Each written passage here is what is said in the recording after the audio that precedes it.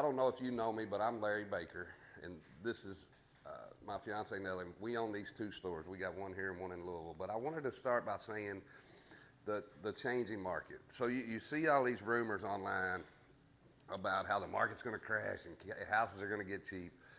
Well, is that true? And it depends on who you talk to, what's going to happen. Are houses going to get cheaper? Yes, they are. The, but some of us that's been realtors for a while will remember that when we had 5,000 houses on the market, it was still boom. So, in saying that, we're a long way from anywhere anything crashing. The market's still going to be decent.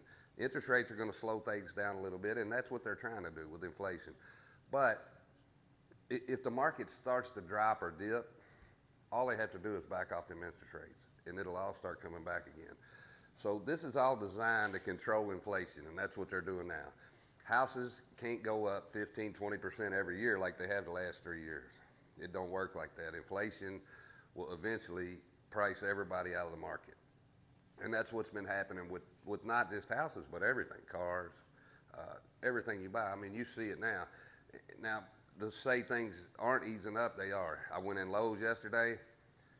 You couldn't get, they have a standard cabinet that they sell in all different sizes. They got a couple different ones. They got a wood cabinet and they got a white cabinet. They haven't had them in 2 years. You go in there and they got 3 different sizes, that's it. We went in there yesterday, they got every size on the wall. So construction's slowing down. It's bringing the prices of everything down.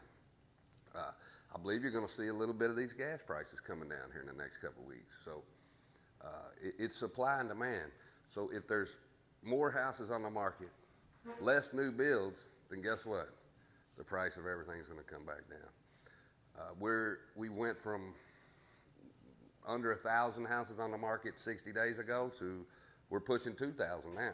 On a Monday morning, there's 1,600. Friday afternoon, there'll be 1,950 houses.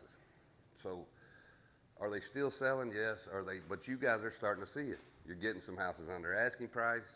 These things are all starting to happen. But are we looking at a crash? No, I don't think we are. We're nothing like '08. Nothing's coming around like that. And if the government starts to see signs of that happening, all they have to do is start dropping rates back, and the market's going to come right back down. So I don't see that. Now, in saying that, a lot of us have worked towards listings. I have preached the last 2 years, don't buy leads, because it was a seller's market. You want to spend all your time working to get listings. Now, it's changing again. Do you want to partner with a lender, get some realtor leads? Do you want to grab them leads that come in on our Google? Absolutely you do. This is stuff, it's all a changing market. Now the buyers, all of you should have a list of buyers that you couldn't get approved before, couldn't find a house for. Now they can get them. You know, we looked for a house for my nephew under $250,000 in Shelby County 60 days ago. Good luck, there might be 2. There was 25. You know, the market is changing. It's out there. A lot of these buyers you've been trying to work with for years, I'd get them back on the horn. A lot of them give up. Now, what you're going to get on pushback is, well, I'm waiting for the market to crash. Well, that's great. You're going to be waiting a long time. Because they're still, yes, they've slowed inflation. So they might not go up 15% a year, but they're still going to go up 5%. So you're going to pay 5% more next year, and you can always refinance. The rates, you're not stuck with the rate forever. So when the rates come back down, refinance. But you're not going to get a lower payment next year than you are right now. The time to buy real estate is always right now. It's going to be worth next year more than it is right now. So these buyers, you have to learn to get around these objections of what they're saying. The market's not going to crash. It's not happening. Are they going to get a little cheaper? Maybe. But guess what? If they get a little cheaper, the rate's going to go up a little more. So are you cheaper if you paid $10,000 more for a house or 2 points more on interest rates? So add that up. And it's hard to explain to people, but making them understand it's always the time to buy real estate. So what have y'all encountered that's a little different for what's going on in the real estate market right now? I mean, Teresa, what are you seeing different than 60, 90 days ago? Yeah, I'm seeing price reductions. I'm seeing We never listings seen. that say we're taking multiple offers at a certain time, and I call and they say I have no offer in hand. Yep. Please show the house, send me an offer. And I'm getting calls later in the day saying, hey, we never got any offers. Do you have anybody interested? Yeah, I'm seeing a big change. Yeah, and you're going to see some of that, and we seen some of that 4 years ago when there was 5,000 houses on the market. But guess what? It was still a booming market with 4,000 and 5,000 houses on the market. So we're probably 120 days away from seeing that again. We're going to see 5,000 houses on the market again in the Louisville area. It's going to happen. It gives your buyers more choices. It don't change a whole lot for us. All it changes is going from always hustling listings to now you can hustle your buyers and get them to go the right direction you want to go, because now they can get a house. They don't have to pay 25, 30,000 over asking. They can get them for 10,000 under asking. Yeah, I'm seeing You know, that too. it's a changing market, and the ones that adapt are the ones that are going to make the money. In saying that, on your listing sides, you really gotta think about the price. You gotta think about the price in this market right now, and you really gotta get on it. Sellers work so hard, they're so worried about the asking price. The asking price don't mean anything. You can list a house on Thursday for $1, and they're gonna tell you by Sunday afternoon what it's worth. And nobody knows what it's worth more than a buyer that's looking at that price range, because they've looked at every house in that price range in this area. So asking price, the lower you go, the better you are. I promise you, you're gonna get more money. Why do you think that HUD houses price their houses half what they're worth? And then they give 3 weeks for an offer. Because they know they're gonna draw that big crowd, they're gonna get all them people through there, look how cheap this is, and then they're gonna get way over asking, and that's what they do. And it's a system they've done for years and years. Why do you think they do it like that? Because it works. They're gonna sell every house, they're gonna sell it, and they're gonna get all the money they can get for it. People don't care about asking price. When they look at a house and it's 150,000 and they say, man, I just looked at one that's 250, wasn't this nice? They're gonna offer that kind of money. Asking price don't mean anything. All it does is the lower price draws that big crowd in, and that's what you're trying to do. So think of that when you're pricing your listings. I'm telling you, man, these days of getting 25,000 an acre, stuff out here, them days are coming to an end for now. So this land's coming down, everything's coming down. Now, in saying that, let's switch to a different subject. Now is the time. So your investment houses. Duplex, fourplexes in Shelbyville. No shot. You had no shot the last 2 or 3 years of getting one. If it came up, it was 30, 40,000 over asking. They sold that day. So I see so many of our realtors and even people that make a good living, but they don't know where to invest their money. So where do you put your money? Real estate. There's nothing in this world that's made more people wealthy than real estate. Real estate has done it for years and years and years and years, the same people. It's gonna go up 5 or 6%. Yes, right now in this market we see some houses may go down 3, 4, 5%, they may. But you gotta look at the people that bought them 4, 5, 6 years ago. They made 4 or 5% the first year. They made 10% the second year, 15, 20 the last couple of years on their money. But it's going to average 5, 6%. It's done it for 100 years. I mean, nothing's going to change. These properties keep going up. And me and Ellie was just talking about this at the lake. We was sitting having a conversation with, I got a 82-year-old neighbor, 87, however he is. And we was talking about the stuff selling in that neighborhood. He's got 5 lots on Nolan Lake, and he bought it with a trailer on it, a mobile home, $13,000 in 1984. So lots he was buying, some lots he bought for under $1,000 now are worth $40,000 a piece in 30 years. So the time to buy real estate is always now. It's always going to keep going up. And with this little dip in the market I think we're going to see here it's time for some of you guys to invest. Now, in saying that, I don't have the 20% to put down. I don't want to use my credit. So there's so many ways to buy real estate that people don't think. Every single property I own right now, every single one of them I bought contract for deed or owner finance. Every one of them. And I didn't put 20% down on any of them. Not one. So how would you do that? Well, the first thing is the commercial market. Commercial market, office space, all this is going to get a little softer. It is. After COVID, guess what? We got a lot more offices than people need. A lot of people realize their people can work from home. In saying that, do they still rent? Absolutely they rent. Would I myself go out and buy a $2 million office complex? Probably not. Would I buy a 1,200 square foot office condo that I can rent and make money on every month? Absolutely I would. Would I put all my eggs in one basket of buying office buildings? No, I wouldn't. But one property that you can buy for $125,000 and get $1,200 a month rent on with a $700 payment, you get a $500 a month ROI, you pay your taxes and everything out of there, it still makes $5,000-$6,000 a year. And they want them if they're nice. They still want them. There's companies still got to have payroll people. They still got to have small offices. And you're seeing a lot of that. A lot of people are coming out of 6,000 square foot offices and going into 1,200 square foot offices.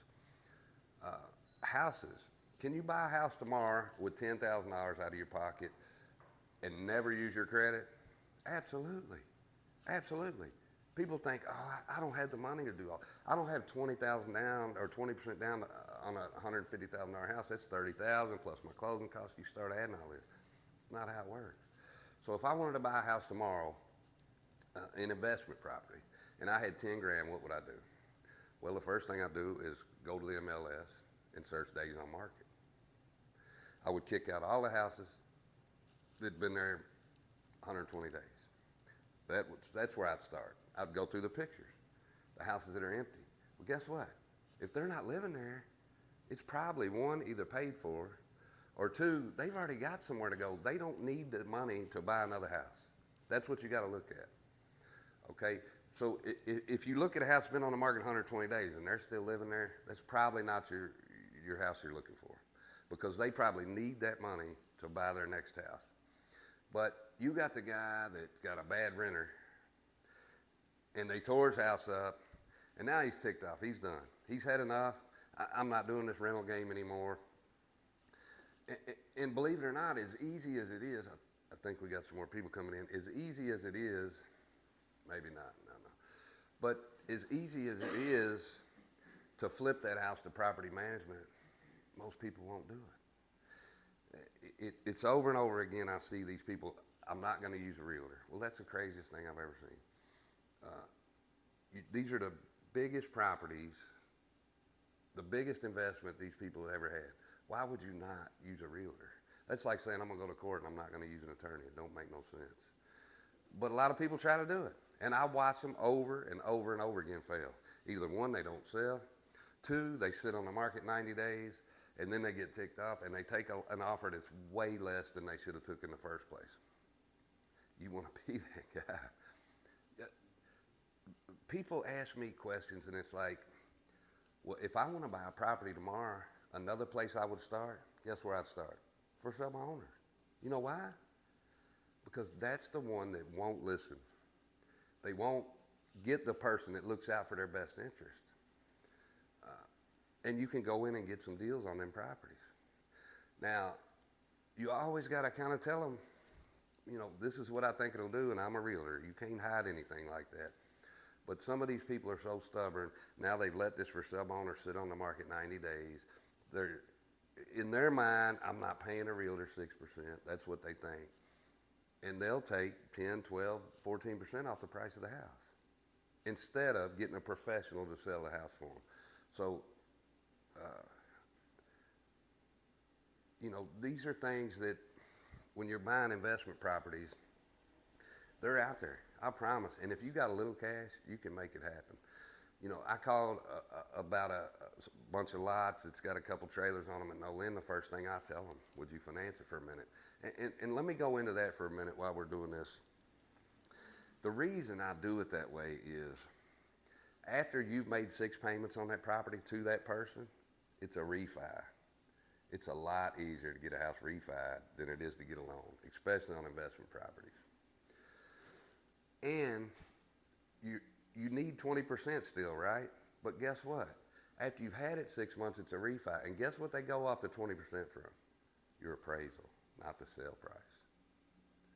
So if you can find a property that's got a little equity in it, and you pull it up, we all know what it appraised for about. You can buy it a little less than that. 6 months, it goes up a little bit. You've got your rent money now. You've been renting a house, so you got 6 months worth of rent money. You paid your payments, so how much are you out? You're positive, right? Because you've made a little profit on the rent money. And you're 6 months in, so your balances went down a little bit. Now the appraisal comes in just a little higher. Guess what? You don't need any money. You don't need any more cash to refinance that property. And they love it. Not only that, if you can put 3 or 4 deals of these together and do 18-month balloons on them and do 3 or 4, you can go get portfolio loans. So guess what? If one of them appraises a little short, one of them appraises a little higher, that still counts towards your 20%. So say you got 25% equity in this one and 15% in this one, you still wash out. You wash out. You still got your 20% down. Now, in saying all this, you got to have some sense in what you're doing with this situation, because you can get yourself in a trick sack and lose your 10 grand you put down. You got to be able to refinance that. And the good way I've had about getting these loans and owner finances done with people is short balloons. That's what they want. So I need you to finance this for 15 years for me, but we're going to put an 18-month balloon in. So that means you got 18 payments and you got to refinance. And if you don't refinance, you default on your loan, you're going to lose your 10 grand. So you got to have some sense when you do this. But, you know, I just did a bunch of them through Cub before they changed banks, and I refinanced a bunch of loans on one loan through them. And, you know, turns out every one of them was on 18-month balloon or less, and I had way more than 20% equity in all of them together. So, you know, I bought 2 condos, office buildings, houses, lake houses, all this way. I bought them all this way. Now, how many of them are on owner finance now? 0, none. They're all refinanced. So, you know, this will help you put more deals together if you know this. The first thing, if they're listed, the first thing the realtor say is, I got to get paid. It's great. We're going to get you paid. That's going to come out of your 10 grand. But like I said, the way I've had of getting people to do these kind of deals is short balloons. They've been trying to sell this house for 4 months. And now you're telling them, I'm going to buy it, I'm going to give you a little money today, I'm going to give you payments every month, and I'm going to refinance in 12 to 18 months and pay you all the way off. So they're not getting any bites the other way, but there's this guy that's going to pay me in a year all my money. It changes the game. Now, will you do a lot of this? Well, a lot of people say, no, we're not going to do this. Absolutely. But I guarantee you, if you go out today and you pick 4 properties, just like I told you on the MLS, it's been there 90, 120 days, and you write the offer just like I said, and maybe even have an attorney do your provisions of how you're going to finance, what the payment's going to be, what are that's interest, and show them the right ways, you'll get one of the 4. If you wrote 4 of them offers today, you get one of them. Usually, as soon as you send it over to agent, it's going to buck the system. The first thing I say to them is, what do you care? You get paid. As long as you get paid, that's what you're worried about, right? You know, a lot of times the seller, I've done these before and waited until the end of the thing to get most of my commission, till they refi. There's a million ways to set up these deals without using your cash and without using your credit. Did you know this? If you set up an LLC and you buy a house, even though you're a personal guarantor, it don't show up on your credit. Don't go against your debt to income, anything. Did y'all know that? I bet a lot of you didn't know that. So guess what? But guess what does count? That income counts towards your debt to income ratio. But the house ain't showing up. So when you do your taxes, that's going to show towards your income.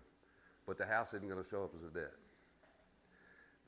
There's so many ways to buy these houses that nobody really, and it don't have to be houses. It can be buildings. It can be strip malls. It's all going to depend on your down payment. You know, if you only got 5 or 10 grand, you're probably going to stick with houses, small office buildings. These office condos, they're all over KCREA, and I guarantee you, I could buy 10 of them in the next 2 weeks, financed with very little down, and they rent really well. So, you know, these are all things when you're trying to put deals together. Land, same way. Now you got to think about this. Land's probably not going to have little to no income, and that's why you don't see me buying a bunch of land. Farm rates will not pay the payment on a piece of property. You can lease it to a farmer, yes, get some of your money back. If you're going to buy a piece of land like that and you're going to build a house on it, but it's going to sit 2 years, absolutely. I'd lease it to a farmer, get some of my money back, a little bit of it.